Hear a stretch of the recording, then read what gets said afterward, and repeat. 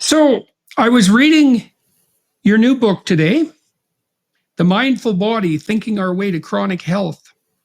And, we were colleagues back in the 1990s. I suppose we still are colleagues in some ways. That's right. And I was thinking about mindfulness again. And I have a proposition for you, and you tell me what you think about this. I was thinking that mindfulness is something approximating paying attention to what you're paying attention to. But I'm open Yeah, for that's great. definitions. Okay. No. I like that. But the way I've defined it is actively noticing. That if you, people give people instructions and say, pay attention, be present. And that's sweet, but it really falls on deaf ears because when people are not there, they don't know they're not there. And all of the research we've done over 40 years says most of us, most of the time, are mindless. So to be mindful, you can do one of two things. The one most the easiest for people is probably just to notice new things about the things you thought you knew. And then you come to see you didn't know them as well as you thought you did, and then your attention naturally goes to them. The other is to adopt a mindset, the only mindset we should have, for uncertainty. People don't realize that everything is always changing. Everything looks different from different perspectives. So we can never know. And if you know you don't know, then you naturally stay tuned in. If you thought you knew what I was going to say next, why listen to me?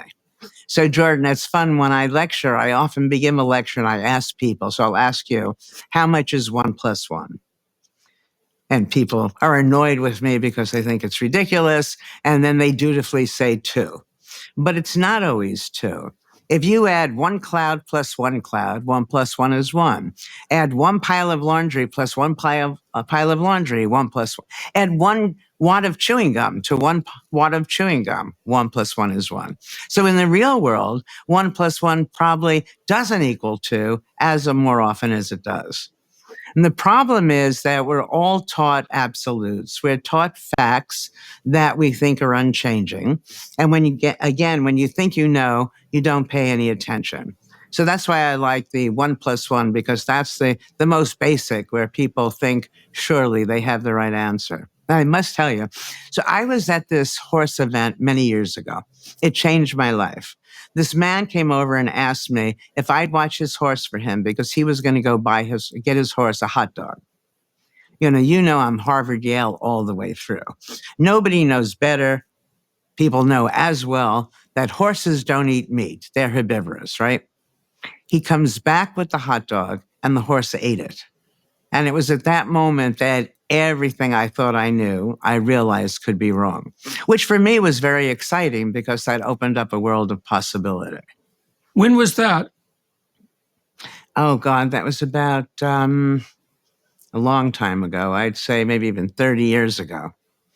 So I have been in this state of openness for at least, if not for my lifetime, for at least the last 30 some odd years.